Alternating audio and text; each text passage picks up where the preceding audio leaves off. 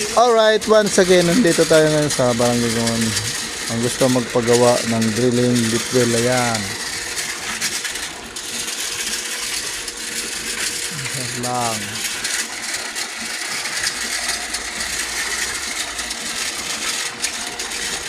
So, hindi po siya mano-mano.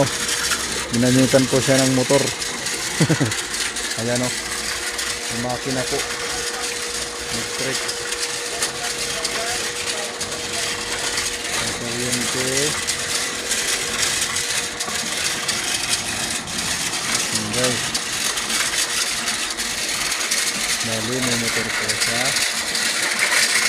Ayan. Iikot po siya.